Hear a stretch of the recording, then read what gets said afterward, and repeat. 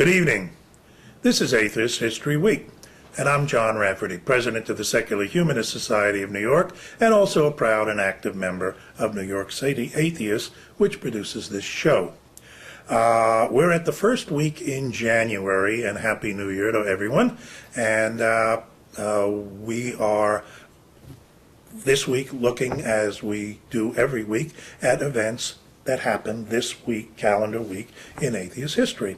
We look at the week's anniversaries, birth dates, death dates, the dates of publications of books or premieres of plays or movies or anything else that has to do with the history of free thought, of atheism, agnosticism, skepticism, secularism, humanism, rationalism, whatever you want-ism, except not theism.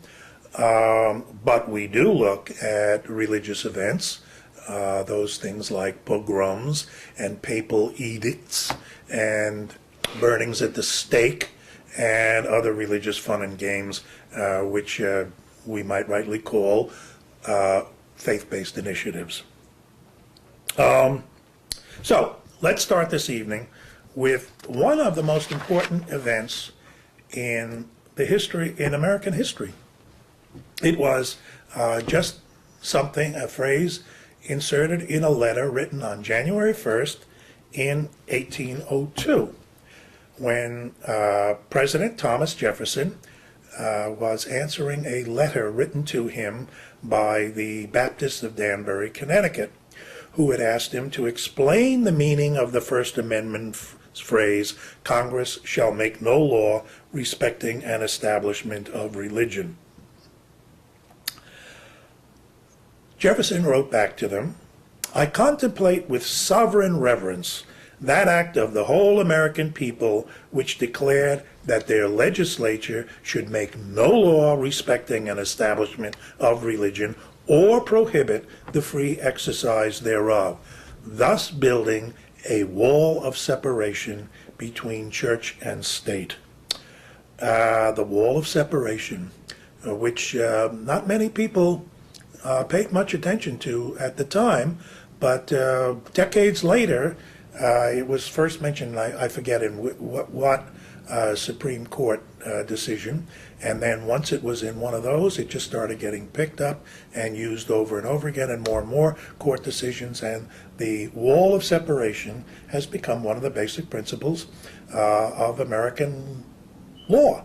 And it came about in a private letter from the President of the United States to the Danbury Baptists on January 1st in 1802. By the way, I should mention, what the Danbury Baptists wanted was they were up there in Danbury, Connecticut, and there was an established church in Connecticut, the old Anglican church.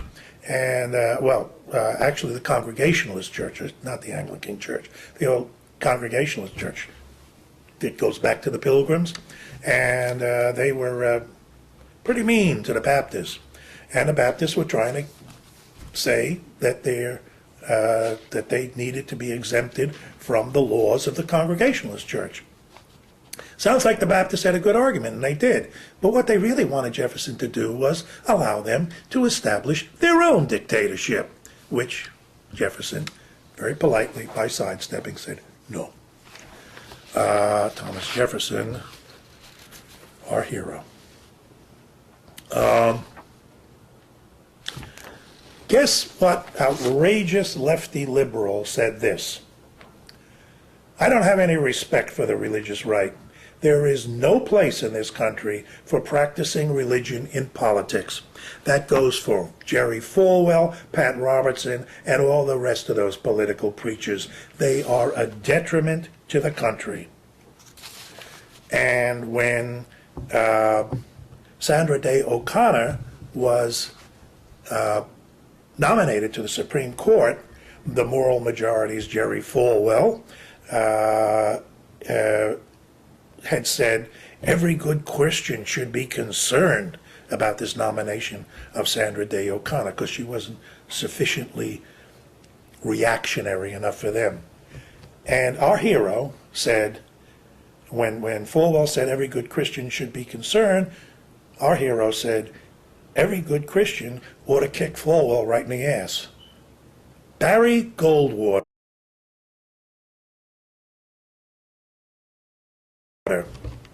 the man who lost the election for president in 1964 to Lyndon Johnson by probably the biggest or second biggest landslide in American political history. He was born on January 1st in 1909 in Phoenix, Arizona, where he resided all his life. He was a senator from Arizona. And he was born into a family that owned the Goldwater department store and was, as you might guess from his name, family was Jewish, but ethnically.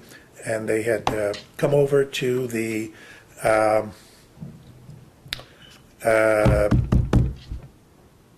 Episcopalian church, and Goldwater called himself an Episcopalian all his life, although he sometimes referred to himself as Jewish.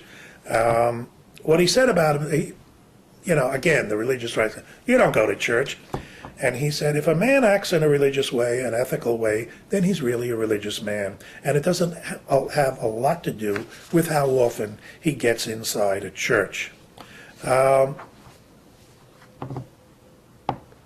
Barry Goldwater, who was in 1964 considered the epitome of backward thinking, of not conservatism, but reactionary politics, who supported gays in the military.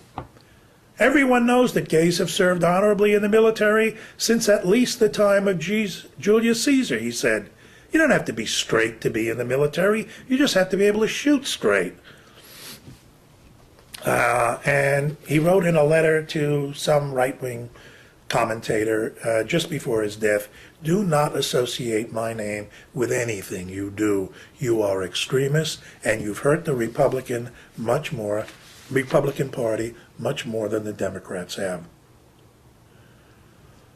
A lot of so-called conservatives don't know what the word means, he wrote. They think I've turned liberal because I believe a woman has a right to an abortion.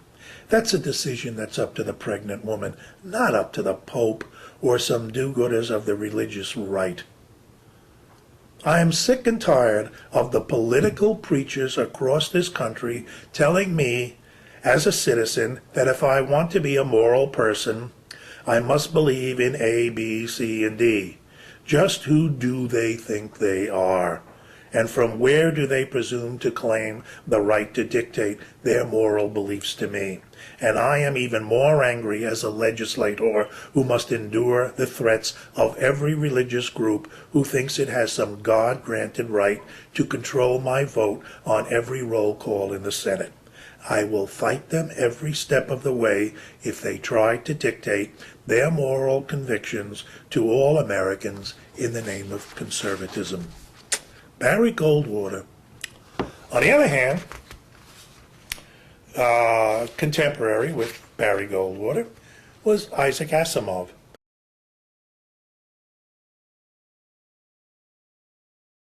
Who was born on January 2nd in 1920. Born in Petrovich, Russia in 1920, and his family got out from under the communist regime and brought him to Brooklyn in 1923. He became a naturalized citizen in 1928. Isaac Asimov was taught himself to read by the age of 5. Okay, a lot of people do that. At the age of 7, he taught his sister to read. He sold one of his earliest published short stories, Nightfall, in 1941, 21 years old. Which was, by the way, Nightfall was eventually voted by some of the conclave, as science fiction writers, the best science fiction short story ever written. I got to read it. I haven't read it.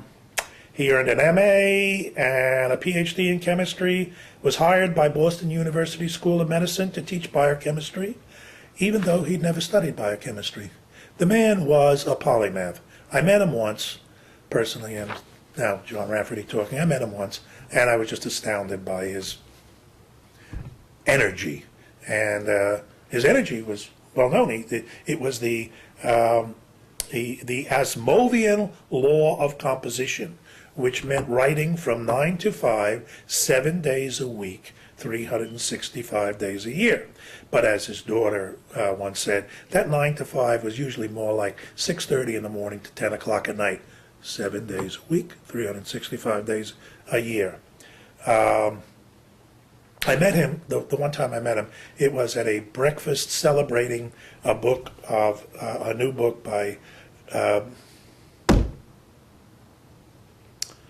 Cat's Cradle, Vonnegut, by Vonnegut, and an agency that I worked for was involved in the breakfast and all like that. Asimov was there to honor his friend Vonnegut, Kurt Vonnegut, but he was obviously so uncomfortable not to be working. He couldn't wait to get out of the place. So Asimov wrote over, how many books? I got it written here in the notes. At least 12 new books a year. How's about that?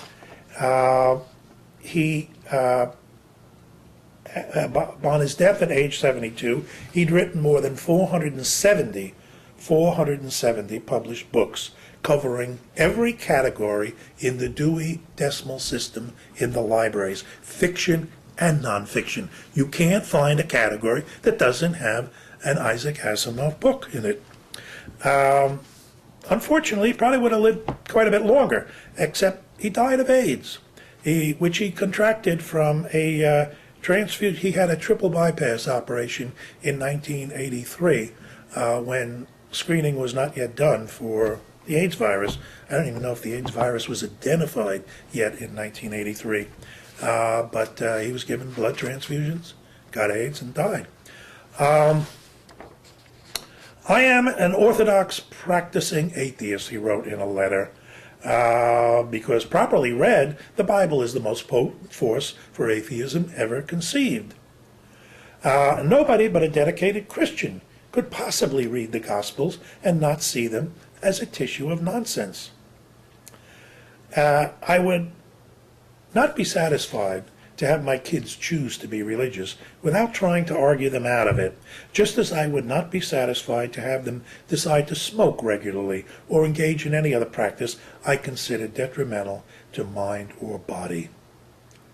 As for his ethnic background, he said, I'm Jewish in the sense that if an Arab wanted to throw a rock at a Jew, I would qualify as a target. And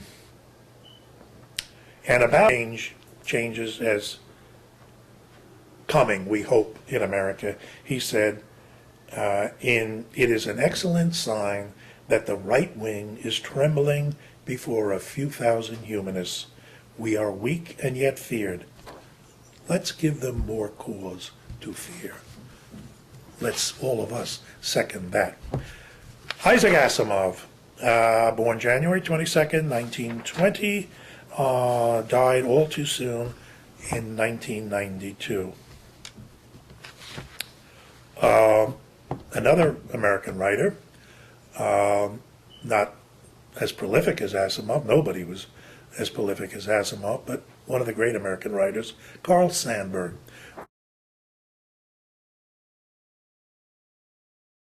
Was born on January 6th in 1878 in Galesburg, Illinois, to Swedish Lutheran parents. He quit school after the 8th grade and worked in a variety of jobs, mostly at the time delivering milk. Lived as a hobo for a while in 1897, but he learned folk songs on the road as a hobo, and he carried his guitar and he learned the folk songs that he heard from different people, and he compiled them into 2 folk song books. Lived a fascinating life.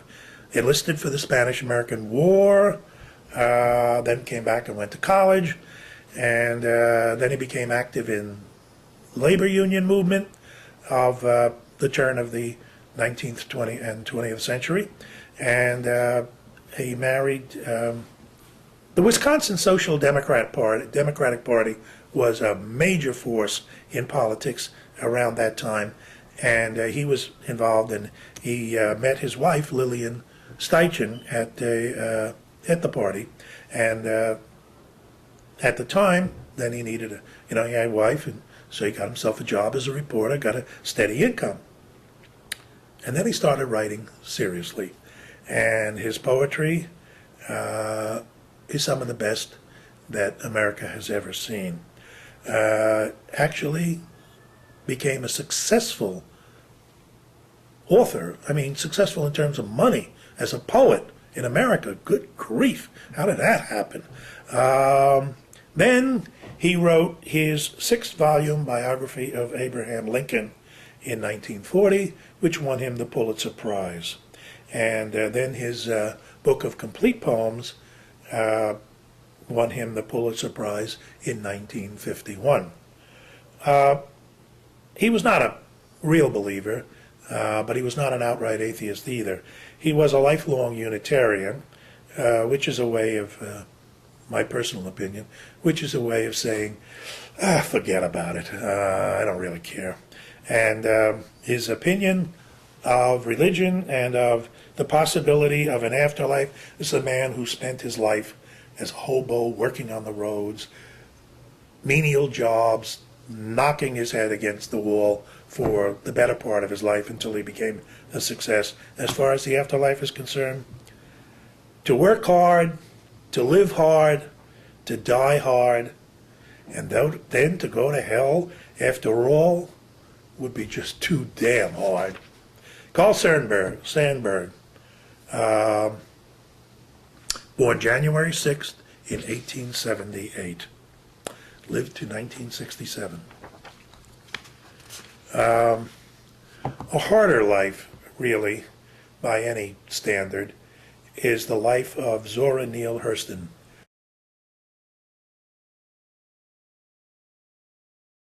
who was born January 7th in 1891. And a harder life because she was born both African American and a woman. How she turned out, the work she did, it says if you really want to do something, you do it. She was a novelist, a folklorist, a short story writer. She was born in Eatonville, Florida, the first all-black community to be incorporated in the United States. And her mother was a school teacher and her father a Baptist preacher. In spite of her father's calling, she wrote later on, "My head was full of misty fumes of doubt. Neither could I understand the passionate declarations of love for a being that nobody could see. Your family, your puppy, and the new bull calf, yes. But a spirit way off who found fault with everybody all the time, that was more than I could fathom."